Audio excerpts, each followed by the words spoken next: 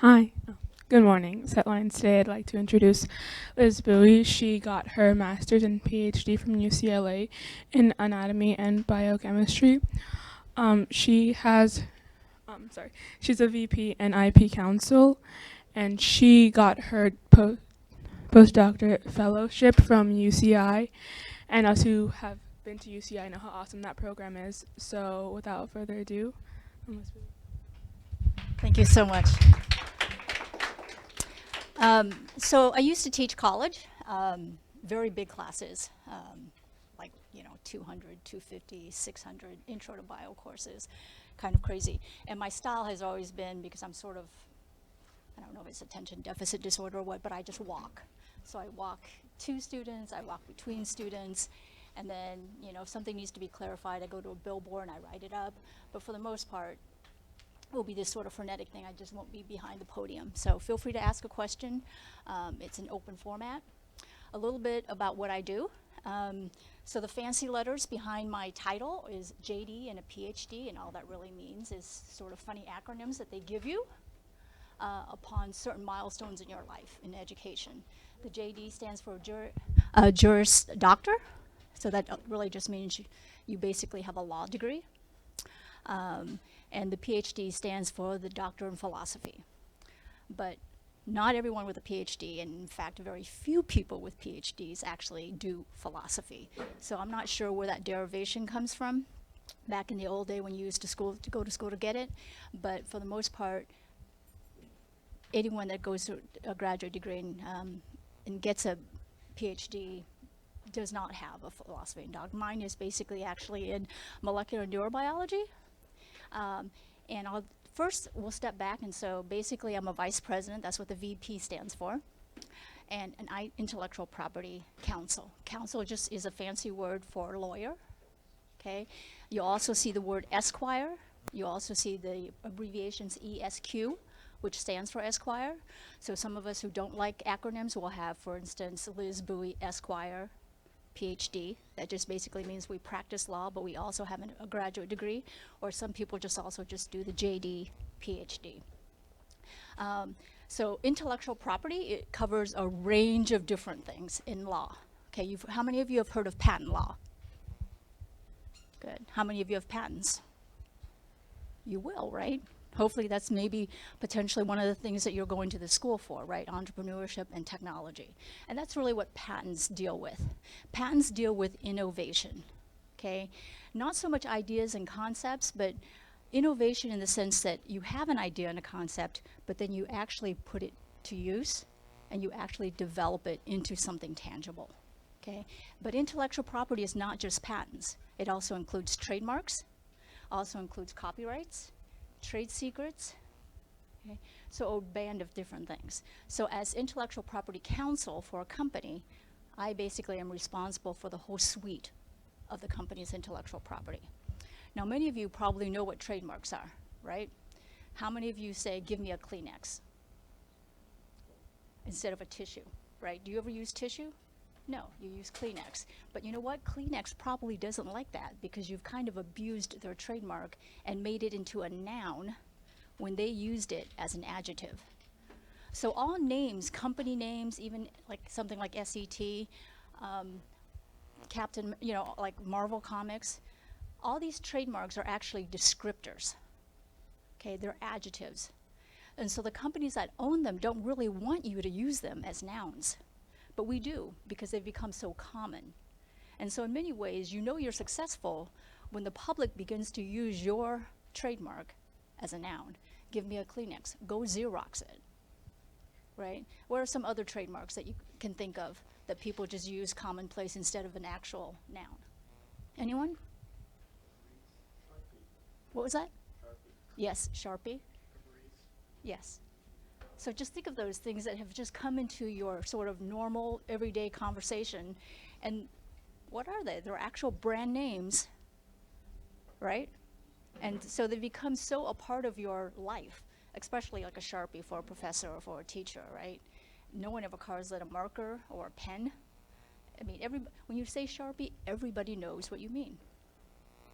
And so that's in many ways a very successful branding, but yet the dilution of that brand because it's been used in a different way. Okay, so that's an easy. So trademarks are a little bit easier to understand than patents, and we can get to what a patent is in a bit. But how did I get here? Okay, and so a lot of education, and I'm not sure that you need to get to have as much education as I have in order to get to where I am, but it worked for me. And in San Diego, San Francisco, and Boston, it's almost a prerequisite because these are the three hubs where science innovation is really huge. Okay, the Bay Area, San Diego, and Boston. So there are a lot of us that practice patent law that have PhDs in these markets. Now, if you go to other markets, you know, Arizona, you go to the Midwest, you go places in the South, not every patent lawyer has a PhD. In fact, most patent lawyers don't have PhDs. But when you go into hubs such as San Francisco, here in Boston, there are so many academic institutions that you almost require it because the level of specialties is what's required. I mean, think of all the academic institutions and research institutions here at San Diego. How many can think of, give me one? Okay, I'll start you off. UCSD, okay? What's near UCSD? UCSD is in La Jolla. What other institutions are near UCSD? Scripps, very good. Scripps is a really great research institution, very hard to get into for a PhD program. Okay. How many of you have gotten off at La Jolla Village Drive on the 5 and driven on Torrey Pines and like to Torrey Pines Beach Reserve? You guys have done that drive? Have you gone, okay? You've driven essentially by what we call Biotech Beach. Okay, so you go past UCSD, you go past Scripps, you go past Salk Institute, you go past Sanford Burnham, and then you go past essentially all the other small biotech companies that reside there, Orexogen.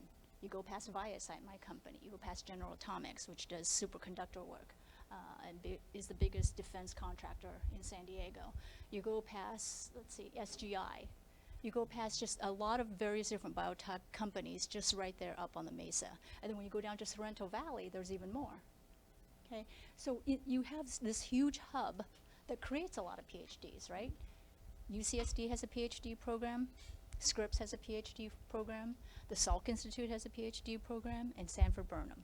And they're also a huge place for researchers. So these are the people innovating, okay? So there are PhDs that are innovating in the life sciences, so it requires patent attorneys that can speak that same language, okay? So really being a patent lawyer in what I do is the best use of my education, of all my education, my PhD in all my life sciences work, and also my JD.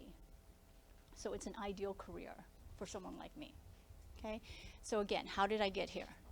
So when I first came, and let's just start back a little bit. So I got my undergraduate degree at Tulane University. Does anyone know where Tulane is?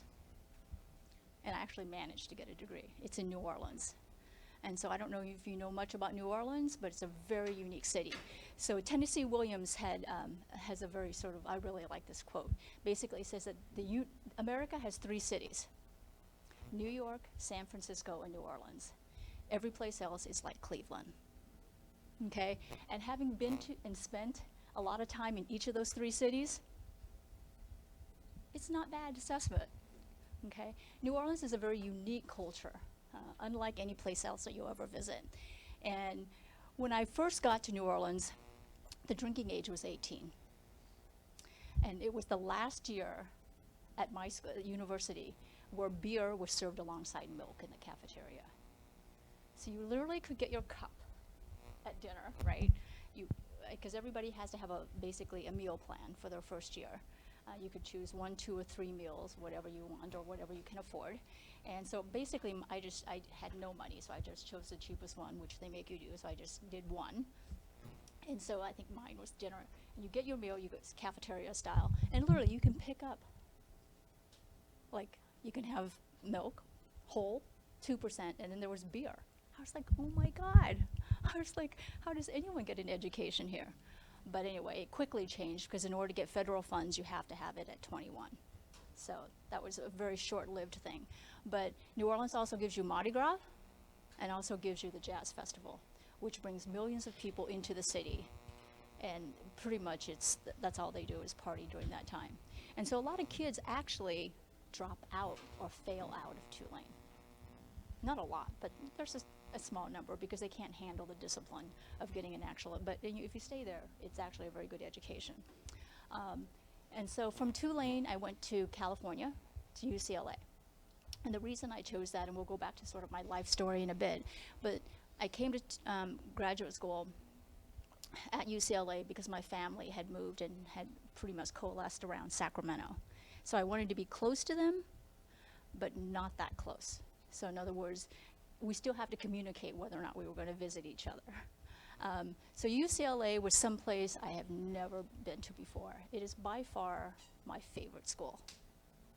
I love, and I am a total Bruin.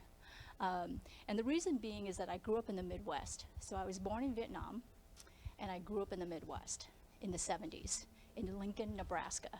And you can imagine that there were not a lot of people that looked like me in Lincoln, Nebraska. And in fact, I grew up thinking I was white. I truly did. I was like the epitome of what they call, stereotypically an Asian person who grows or thinks they're white, a banana, right? Yellow on the outside, white on the inside. Because my entire schooling was white. So I just, I did things that everybody else did, but I didn't have a reference as to how, other people grew up. So when I came to UCLA, the joke for UCLA is University of Caucasians lost among Asians.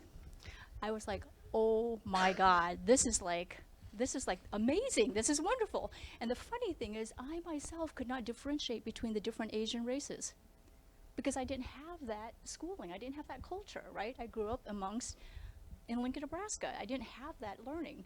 So to me, they kind of all looked the same. And I was like, oh my God, this is like, again, I'm so white. Because and then I started to learn, of course, but I mean, it was just like this great thing. It was like, there were Asian restaurants right on Westwood Boulevard. There were Vietnamese was a little bit further away, but there was Thai. It was amazing. I mean, of course, there was Persian and other stuff too, but it was really a huge eye-opening experience. And I think really at UCLA is where I blossomed into sort of what it is I want to do and what I want to do with my life. And so I got my master's and my Ph.D. there, okay? Then I go on to do my postdoc. It's an NIH postdoc at UC Irvine in Alzheimer's disease in a really huge lab that is supposed to make careers. And so after you get your PhD, and the sad part about getting a PhD now in most of the academic institutions, and I think it really still is like this, is that they don't tell you what else you can do with your PhD. They just assume you're going to go into academics. And that's really not practical because there's not enough academic positions for everyone who graduates with a PhD. So what did I do? Of course, I went that academic route. I applied for scholarships. I tried to get basically funding for my own research and then went to a big lab where I was going to make my mark. Okay, so with a postdoc, what you do is you toil away. You thought graduate school was bad, but you toil away for anywhere from 5 to 8 years in someone's lab, trying to distinguish yourself from their research, but yet tagging along to their big name, right? And so essentially they get the last, in any authorship, that big name, which is your principal investigator, will be the last person, and you're sort of kind of in a way using them hopefully to build your own career. Okay, but finding a niche that is not quite as competitive to them, but you're doing this with other postdocs. So I worked with Carl Kottman at UCI, and he had a lot of postdocs, and he really honestly didn't care, in my opinion. I hope this doesn't go public, but in my opinion, I don't think he really cared whether or not you succeeded or failed. He was basically there to get certain work done, and so it was up to you to prove yourself. And so I did that for a year, and really what it came down to, what I didn't like about it was, at the end of the day, I don't like killing animals for research. Personally, I think it is necessary because we need animal models. You can't create and work on human systems without another mammalian model. You just really can't. I mean, with stem cells, which is where we'll get to, I think it's getting better, but it's really hard to do in a dish without an animal model. And the other thing is we had cats at the time, and the cats would go crazy every time I came home because I worked with mice. And they would just like, they would sniff on my clothes, they would, piss on it. It was just like, it was a disaster. And at the end of the day, I was just like, okay, I'm done. I just can't wake up and do this. As much as I liked the work and as much as intellectually stimulating it was, physically I just couldn't do it. And then and also I was still a vegan at the time. And I had been a vegan since the age of 12. And so, it's one thing not to eat meat, and then to do research on animals was just like that next step that I just couldn't do. So I was like, okay, I'm done. I got to get out of here. But now what am I going to do, right? And so I taught at a community college, at several community colleges, biology, cell, whatever I could do just to sort of get by, to sort of figure out the next step. And then I got a full-time position at Mount San Antonio College as a biology professor. But even then, and I created a cell and molecular course then while there as well. But even then, it was sort of like, okay, this is not going to work for me either. And then I went to a family wedding, and I met an attorney. And to me, when I was younger, I was very idealistic. I wanted to be a doctor. I didn't really want to be a lawyer. Being a lawyer was like selling out, because you see all the shows and whatnot, all the suits. And it just wasn't something that I aspired to. But this lawyer was just like, oh, you should come and work for me and just be a science writer. I'm like, oh, okay. I don't have the lawyer name attached, right? I can be a science writer. Cool. So I come in, and it turns out he's training me to be a patent agent. I loved it. Loved it. Because basically, I get to touch all these various different technologies, not just one, not just like, so I got my Ph.D. in parasitology, and then I did my postdoc in Alzheimer's disease. But I got to touch like every type of different biology, every innovation from basically, UCLA to various biotech companies to big pharma companies. And it was just really interesting because I got to learn. And that's what I really love. I love learning. And so it could be that I'm a jack of all trades and a master at none, but I just really enjoyed that. And what I also enjoy about it is I enjoy the synthesis, bringing it all together. Okay, and that's, in a way, that's what drafting a patent is all about. And so I moved on from there to another firm, Oppenheimer, Wolf & Donnelly, that gave me official training. And they also helped me with regards to going to law school and helped pay for it. And so that's, and with a premise essentially that I would work for them after I graduated. But then what happened was that after when I'm in my third year in law school, this is basically your third year in law school, you should know exactly where you're going. And I thought I did. I thought I was going to be an associate at Oppenheimer, Wolf & Donnelly. Lo and behold, they closed all their California offices. And so here I am, basically, my third year with a young child, because I actually was pregnant my first year and had a baby during spring break of my law school. Do not recommend that. Law school is really tough, and so I'm like, and with no job. So I'm like, oh my God, what am I gonna do? So, I hustled and I did get a job, and it brought me down here to San Diego. And I was associate then at DLA Piper, which is one of the largest general firms in the world. And that's essentially how I got and moved down here to San Diego. As an associate at DLA, I stayed there for about, 3 years, and then moved in-house. So when they say move in-house, all that really means is that traditionally with a law career, you go get your JD, you work for a firm, different sizes, right? So some firms have multiple offices all around the world and thousands of attorneys in different areas and specialties. And then you have boutique firms that only specialize in certain things, HR. There are a lot of IP boutiques, for example. Okay, so I joined a big firm because that was what's going to look best on my resume. And I joined one of the best firms because, again, it's all about resume building at first. Okay, you keep your job because of your merits, but sometimes you have to get in the door because of what you look like on paper. And so you have to have both. So you've got to look really swag on paper, and then you got to kill it during the interview.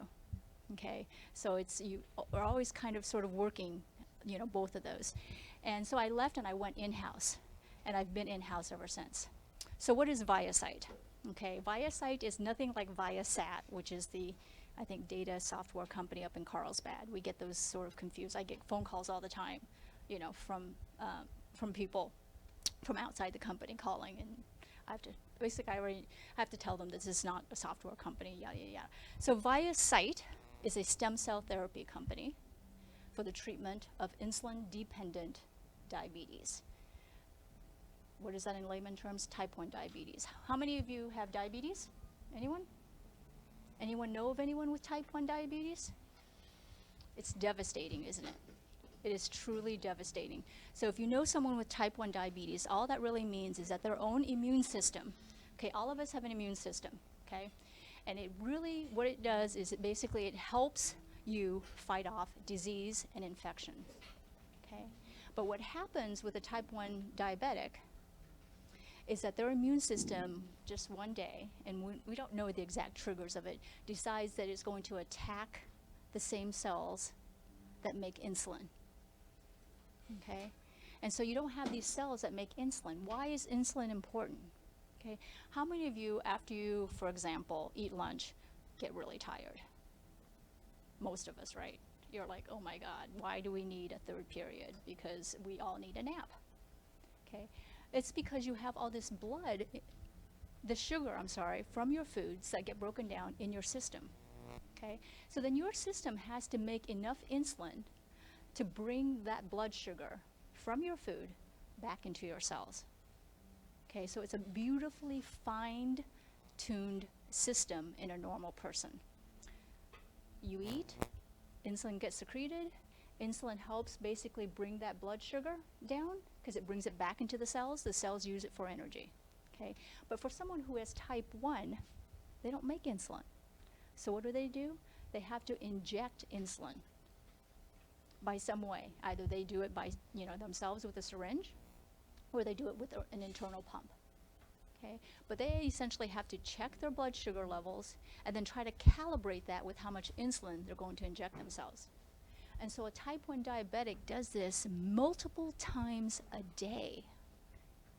Some of them even have to weigh their foods. Can you imagine weighing an apple, trying to figure out what a sandwich, trying to figure out essentially what the sugar levels are of each of that so that you know exactly how much insulin to give yourself. Can you imagine how stressful that is? Every day of your life, you're doing this. And what if you're a child? How do children do it? They can't, right? So it's parents who have to do this for them. So that's why if you know of a child with type 1 diabetes, the parents they're a wreck. And God bless them.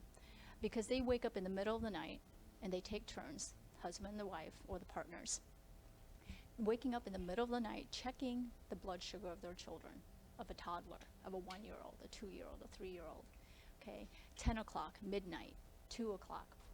Because essentially you don't want low blood sugar because low blood sugar can lead to, at fatal times, to death, okay, for a syndrome called dead in bed, okay? And so for children, when you're asleep, how many of us are thinking blood sugar, right? You're not. You're just like, you're asleep. And of course your blood sugar is going to go low because you're sleeping for, particularly with kids, for anywhere from 7 to 10 hours, right? So you're using that energy. Your cells, all that blood sugar is being taken into your cells, okay? And you're using it during that night. So when you wake up, that's why sometimes you're hungry. Because you haven't, you've basically exhausted your stores. And so you can imagine this as a baby or a toddler, right? They're incapable of doing this on their own, okay?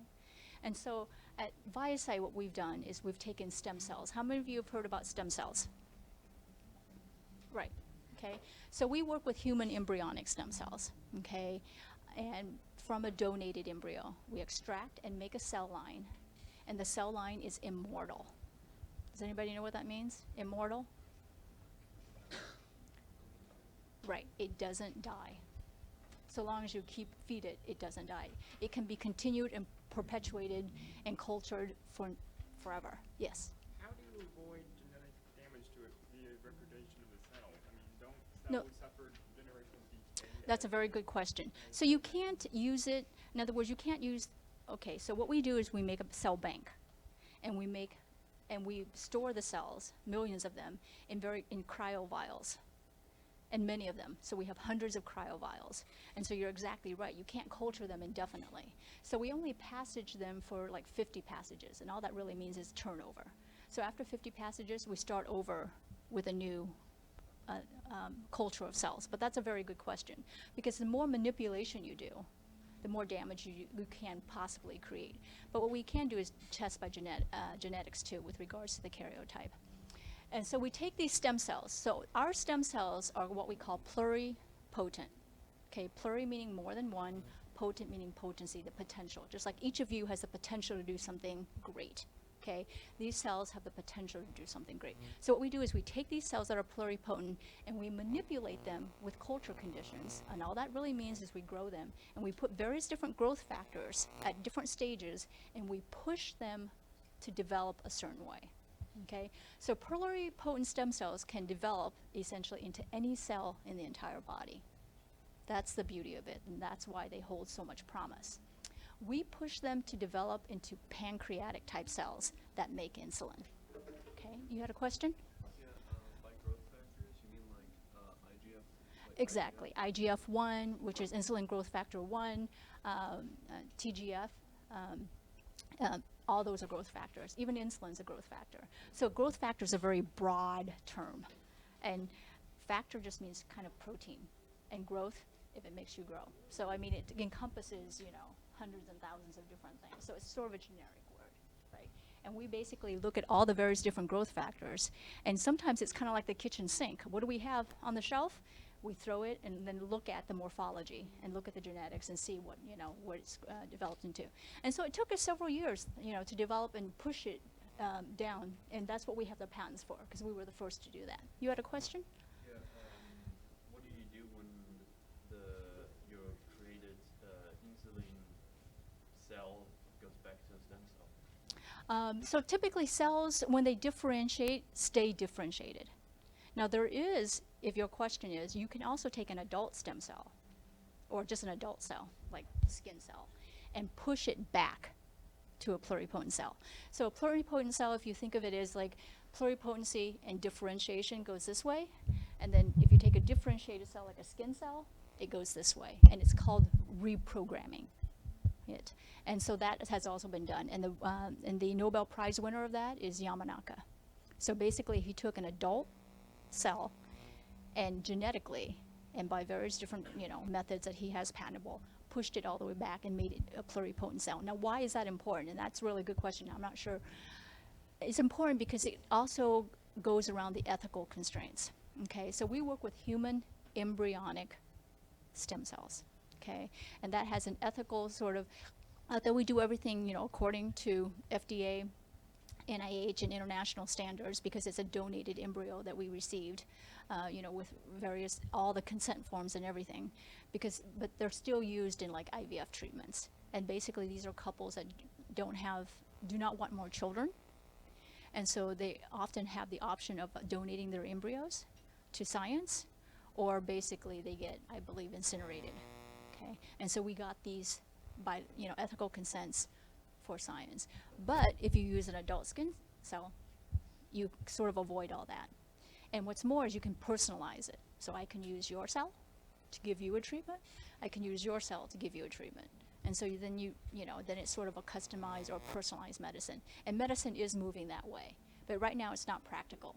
So what we use is more of a universal thing, so that our therapy, everyone can do it. So what we have is we have an insulin. So we can make an insulin secreting cell. Okay, and it's not insulin secreting physiologically in a dish. So what we have to do is we have to encapsulate it. And all that really means is that we put like a tea bag around it. So what are tea bags? Tea bags are permeable, right? You put them in water, water flushes in, but things don't leave. It's the same thing. So our cells don't leave, but basically it gets all the various nutrients that it needs. And that basically gets subcutaneously implanted in a patient. And right now, Viacyte is actually in clinical trials testing this therapy in humans. And if it works, it could potentially be really the first cure that we have for insulin-dependent diabetes. Okay? Because if you think of it, most of the therapies for diabetes that are out there treat one mechanism. Okay, you have long-acting or short-acting insulin. Okay, you have things. So insulin causes a lot of sort of what we call, downside effects. Sometimes if you let diabetes go, it can cause blindness and other cardiovascular sort of issues. So, you're treating various just little different symptoms along the way. But this essentially would give you something which physiologically your own body cannot do. Okay, so it's a cell therapy. It's not a small molecule, it's not a drug. So it's really, it could really be completely transformative if it works. And so I've been at Viacyte. I was their first legal counsel, and we have a patent attorney that reports to me. But they're now oh my gosh, yesterday was is today the 27th or the 28th? Yesterday was my 10th year. So, and that's the longest time I've ever had a job. It's kind of scary. Like, that's really adulthood right there. And so that's essentially sort of like what we do, what the company does. Does anyone have any questions with regards to, sort of my path to where I am? And then we can discuss a few other things. I have a question about, you said that you worked on Alzheimer's Mm-hmm. before. So what's your opinion on what's the main cause of it, and what should you be focusing our efforts on curing, the tangles or the plaques of it? Oh, no, that's a really good question. That's actually, and I don't stay up with Alzheimer's, so I'm not really probably the right person to do that, because that was like 15 years ago, right? So what I studied neuritic degeneration. And all that means is if you know what neurons look like, right? So neurons go out and they have these various extensions, okay, and they're called neurites. And so I studied degeneration in Alzheimer's at the neuritic level, okay?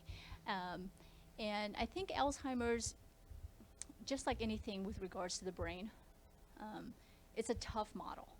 Okay, it's tough finding a model that emulates something that happens in humans. And for the most part, you don't really know if you have Alzheimer's until the very end, when you can do an autopsy and actually look at the cells and see whether or not there are plaques. You can't really just do a biopsy of a brain and see whether or not there are plaques. So unlike you can do a skin biopsy for cancer and things like that. So there are limitations, that's what makes it hard. And I think it's probably a combination of things. I think it's also a combination. I think the more we find out about genomics, the more we find out that there's probably genetic predispositions to that as well. So I think it's but I think neuroscience is fascinating. I think it's complicated, but it's definitely very fascinating. Any other questions? Yes. Curious, what is your opinion on, I guess, designer babies? Like, Oh. well, I kind of just want to add to this. Mm-hmm. Like, as in, these designer babies are specifically made to, be superior than Right. the average human. And Mhm. I mean, if they are kind of... Right. My personal opinion is that whether or not you believe in a higher order, I don't think you necessarily have to be religious, but I think, it's sort of one of these things where it's, personally, I'm against it.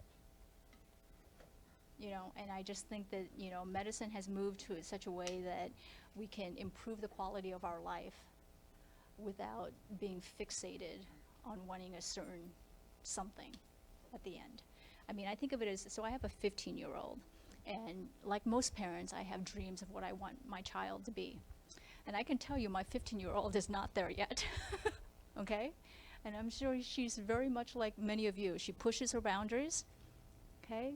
I tell her to do one thing, she does another, and all the little layers of lies that kind of just, I know, okay? And did I really anticipate this, or did I really prepare for this? No. And is this a child that was like the teacher's pet up until about age 12? Yes. And this is my athlete, and then all of a sudden puberty hit, and she's like not someone I even know, right? I live sometimes with a stranger. I'm like, who are you? But I know that she's gonna come back, just like many of your parents probably think the same of you, okay? But that's all part of the process, and I think so. When you think about designer babies, you think about what you want of them as an adult, okay? You want this, blonde hair, blue-eyed genius. So you're going to get a sperm donor from Harvard, and you're going to get an egg donor from Yale. But you have no idea what that sperm donor, or even what that egg donor, what all that, their own personal life and how their histories come together. Just because they got that degree doesn't necessarily mean that their genomics is, fit. And I think, I don't know, there are just so many, to me, ethically, so many things that I just find, I don't know. I can't really, I don't think I could ever get behind it. Yeah, like I mean, for me personally, like this is kind of I guess a threat to me or like a lot of the population because if these like designer babies start appearing that are superior than us in every single way, they're stronger, smarter, and just more talented in general. And they Right, start but are they superior? In other words, what if we get a huge, in this world of climate change, right? What if all of a sudden the globe just completely warms up? Will they survive? well, I mean, But I mean, the but thing, that's just it. But I mean, so human evolution has this sort of natural drift of genetic drift, right? It's sort of this whole, if you believe in it, and I do, survival of the fittest. Okay, but if you get to all of a sudden start picking and choosing, where do you stop? I mean, do you choose long legs? Do you choose, chess winners? I mean, where does it really stop? And so it just is, and I know it's, eventually I think you can't, but you're right, we're moving there because technology has allowed us to move there. So it's is it patentable? No, you can't patent a human life. But yeah, so they're good conversations to have, but I think it also, you can't have those conversations without having the ethics conversations that go along with it, in my opinion. Anyone else? Okay, how many of you want to be a lawyer, really? I know, me too. That was me in high school. Like, I'm not going to be a lawyer, forget it. How many of you want to be a doctor? Okay, yeah, a few more. That was me too. I always wanted to be a doctor. yeah, it's not. I don't think Not it's really medical. worth it. Like, well, yeah, medical wise, it's not worth it because with like doctors are getting paid less and less like each year, and and like how expensive education for doctors has become, and Right, with good right. automation. The return of the return of investment is not the same. Yes. Yeah, no, I don't disagree, but I mean, like my dad is a podiatrist, Uh-huh. and like he told me that he used to get paid like a lot, but over the years his pay has gotten less and less. Right, yeah, and with regards to, well, we're trying to basically allow everyone to allow access to health care. And so part of that has basically, has to drive prices down. But what are some other careers you guys are interested in? Let me hear them. I'm joining the Navy. Excellent. My niece is a Navy dentist. And you know what she likes to do? Swear to God, she loves to pull teeth. Who is fixated with that? She loves to pull teeth, and so she like all that. She works on the Marine Navy base, and she in dental school, you have to like bring your own teeth, okay? Just so you know. So start collecting them maybe, but because you like work on them, so she had like a jar of teeth. It was so gross, but she loved it. You'll love the career. Anyone else who wants to be? Who wants to be an entrepreneur? Who wants to work for yourself? Yeah. Who wants to innovate, right? This is what you guys are here for. Okay. And it's a perfect ground for it because you guys are growing up in a place where you have access to information. So when they talk about freedom of the press, freedom of speech, you guys have access to that even if that's curbed. And never before in a generation, you guys are digital natives. And that's a really cool thing. Okay? So you can do things remotely. You don't even have to be present at work to work.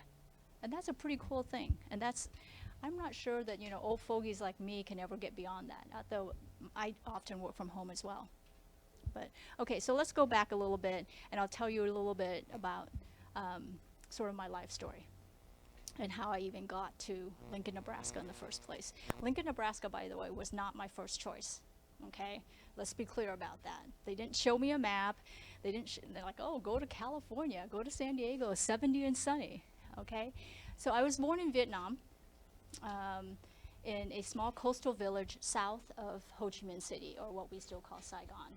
My family is from the north, and after the French lost, I believe in 1956, and Vietnam became separated into South and North Vietnam. So the north was communist, the south was, I don't know what you call a third world democracy, but it was freer. So my family moved south. okay? And so most of my family, we consider ourselves South Vietnamese. You know, our culture is that way, our food is that way, but some of our food also comes from the north.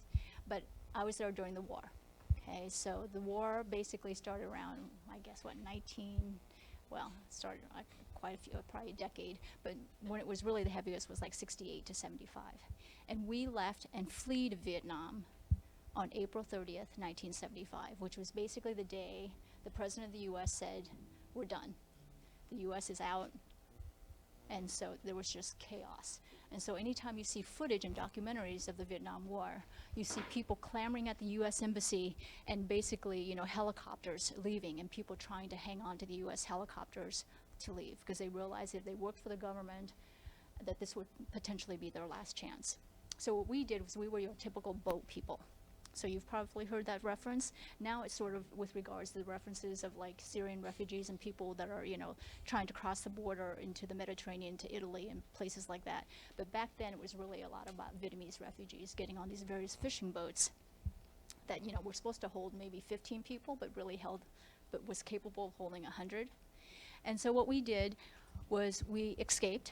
And it was a very, you know, I mean, I was too young. I was like 5 or 6. And so it was a very, you know, I don't know if it's post-traumatic stress syndrome, but I've just kind of chosen to kind of not, you know. My sister tells me about it. And according to her, what happened was that my uncle's family and our family were together, and we were supposed to go on a boat. But then we got somewhere, because my father was in the war. And then we got wind that somehow, you know, everything was going to be okay, and the commies weren't coming. So we came back to shore. And when we came back to shore, my parents went back to our house, okay? And we didn't have a house. It was really more like, you know, a shack, because we were very poor. And they were going to get food. But while we were away, all sort of hell broke loose. And so then plans changed literally within like a few minutes. And my uncle decided that he was going to take the last boat that he thought was available. So he took his entire family and my 2 older brothers and left to go on that boat. And my older sister, who was about 13 at the time, was stuck with myself and my little brother. So I was 5 or 6 and he was a year younger. And she was just like, holy crap, what am I going to do, right? So do I wait for my parents or do I go with my uncle? And so she decided she was going to wait for our parents because, you know, she's this dutiful, you know, oldest girl, and that's what she was going to do. So we waited it out, and then finally she was like, you know, there was bombing and there was shelling and they were getting closer, and I think she didn't know what to do, but she was like, all right, we're going. So she dragged my little brother and I to the dock without our parents. Okay, so, you know, there was no cell phone, there was no texting, like, gone to the boat, no. On my way, no. It was like they had no idea what happened. Okay, and so for years they had probably no idea what happened to us. They probably thought we died. So we get on this boat. Well, we didn't really get on the boat. The boat was already gone, okay? And we're stuck on the dock, and there comes this one guy, this man, with a gun, and he basically screams at the boat and says, I'm going to kill everyone on that boat unless you guys come back and pick me up.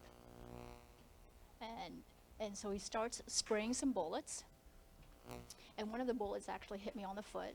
I mean, I'm still here, so obviously it was not fatal. But so they came back, and my sister was like, maybe you can help us, you know. And here she was, this very young 13-year-old. And, you know, and so this is like, you know, she probably looked like she was 10 with 2 very small kids. And so he said, okay. So basically he literally threw us on the boat as well. And that's actually how we got on that boat. And so once we get on the boat, if you make it, and you know, there was no food, obviously not for everyone there, you get to the international waters, which I'm not sure how many days it took us to get there. I just remember being very hungry. There's a bunch of sort of US, Germany, and French sort of like international larger boats that rescue you, but they have to rescue you at the international border outside of the Vietnam waters. And so that's where we got picked up and rescued. And interestingly enough, depending on who you get picked up by, that's where you go. So I have cousins in Germany because they got on a German boat, and we got on a US boat. So that's how we ended up in the US. And then I have other relatives who got on the French boat. So I'm not sure which one of us is luckier, but I think it was. So we get on the U.S. boat, and it's just, it's not that different from the pictures you see now with the Syrian refugees. It's just a mass of people everywhere, bawling, crying. I mean, people who've lost their kids, husbands. I mean, just complete utter chaos, and everywhere, on this big U.S. carrier. And there were clearly not enough bathrooms, and so they created this like crate over the carrier, like an open crate, and that's where you just essentially went to the bathroom into the ocean. And then when people passed away, they just put them in a pine box and tipped them off the U.S. carrier. So it was like this really brutal lesson of life, and the circle of life. Because I saw a lot of people get pushed off that boat, because there were a lot of older people that also escaped, and they just couldn't handle that stress and, malnutrition, etc. And then, so our family, so it was myself, my little brother, my sister, and my 2 older brothers, and my uncle and his family was intact. We first were then dropped off at Guam, which is a small island in the South Pacific, not that far actually from Hawaii. And then from Guam, they had a sort of a temporary settlement for Vietnamese refugees for about 4 months during the period between April and sort of October of 1975. And that's essentially where we got. So the one thing about the Vietnamese refugees, the U.S. gave us essentially green cards immediately, because it was a U.S. conflict. And I think, so the executive order or Congress decided that we would all get green cards. And so that's where we got our social security numbers of origin. So I didn't realize that until I actually went to apply for a car loan. And they told me, essentially, they were like, oh, you got your social security number in Guam. And I'm like, really? But that's where I got it. And then from there, we moved on to another island called Wake. And from Wake, we went to a naval facility site in Philadelphia. And from Philadelphia, so you can imagine, that was my first flight, and I get off the flight in Philadelphia, and this is like November, okay? In Philadelphia, it was cold. Okay, I grew up and was born and raised in the tropics. And so I think I peed my pants literally coming off the plane. I really did. I just remember being like, oh my God, I'm not in Vietnam. I'm not in my home country anymore. Nothing seems familiar, okay? And so we hang out in barracks, just like you see the Army barracks now, bunk beds, et cetera, et cetera. And I remember it being sort of happy. We were just happy that we were getting food and clothing, and, someone actually cared for us. And we waited there until we were sponsored out of there by various, families and parishes. So the Catholic parishes were pretty instrumental in sponsoring a lot of Vietnamese families. But the downside of that is you don't get to choose.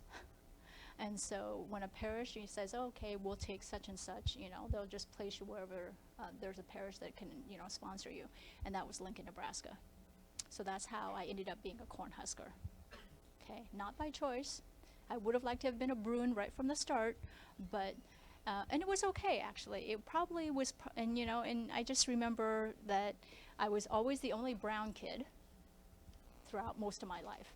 And so, I don't have that many pictures of myself growing up, but a good friend of mine that I still keep in touch with, some friends from high school, sent me a picture of, us goofing off in high school. And literally it was like me and like 15 other girls with light brown or blonde hair.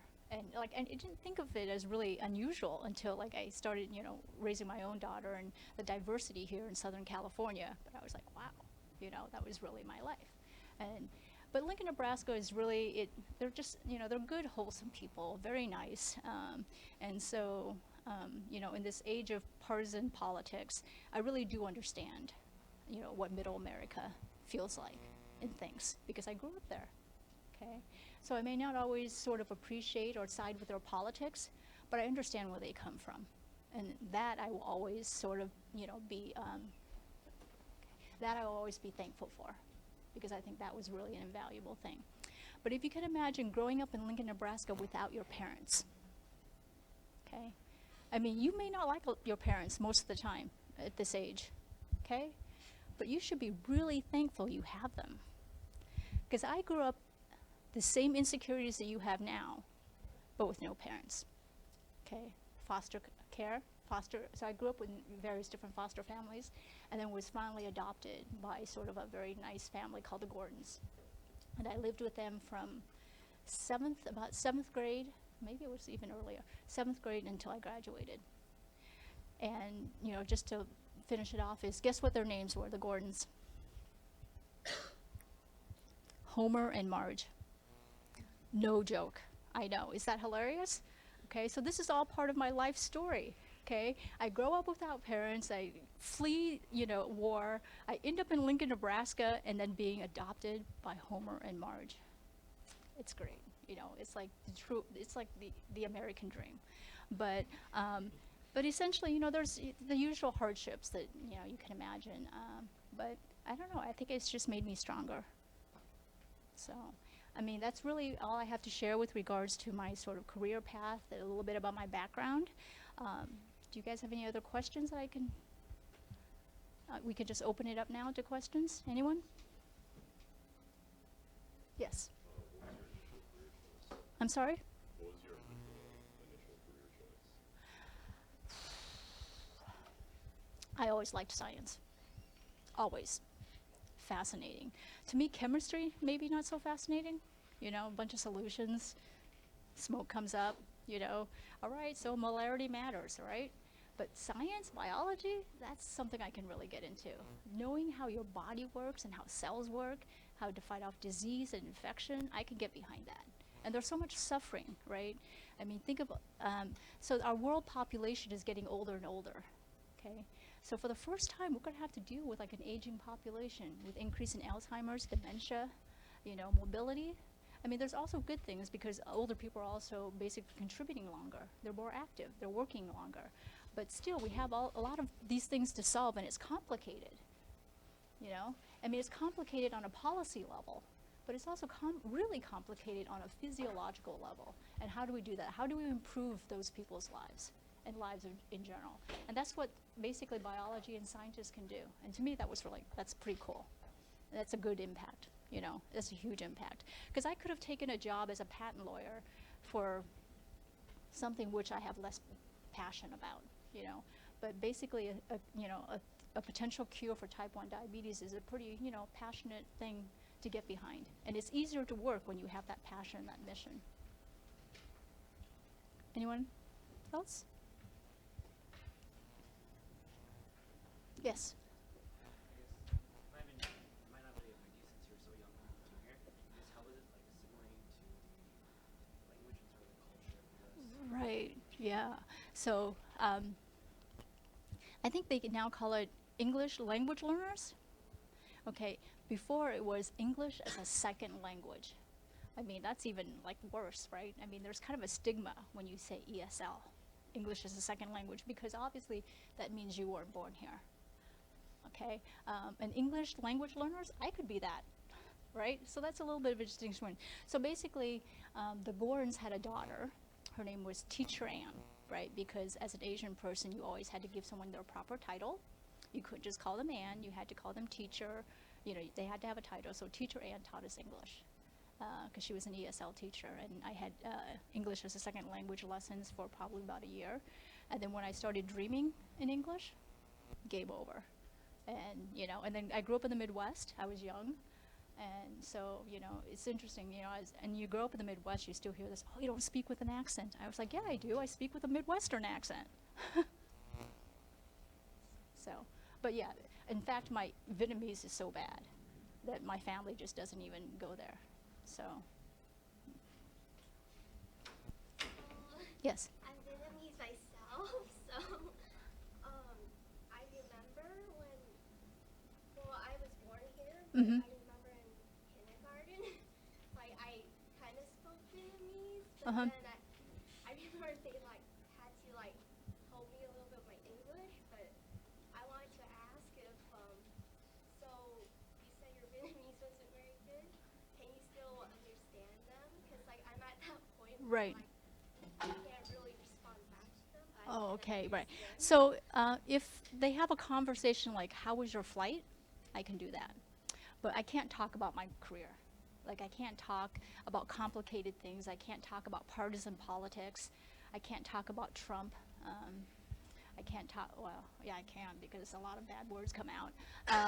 I can't, I can't talk, can't have an adult conversation. So it's very like, how's your car? Oh, my car is running. It's sort of very elementary, noun, verb, adjective type of thing. So it's very, so when my parents were alive, it was sad, but I mean, so actually my parents came over 13 years later, by the way. So my conversations with them were very, they weren't very satisfactory, sadly, because I wanted to have more conversations because, what was their years like, 13 years without us? Did they think we were dead?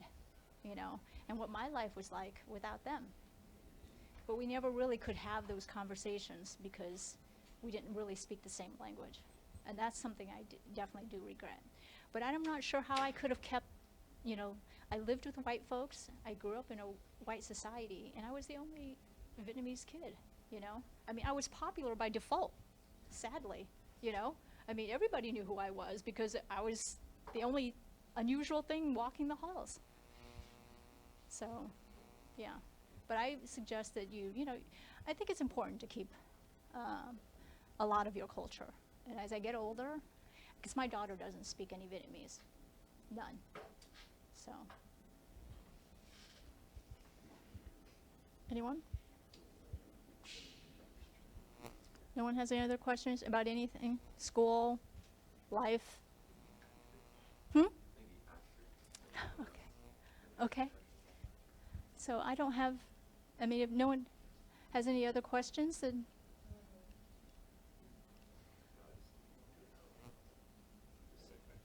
Okay.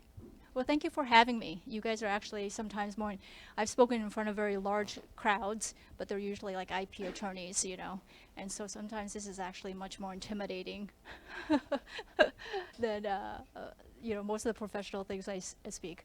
But if you guys wouldn't mind me, I would love to have my picture taken with you. Is that good? Okay, can we do that? Are we done?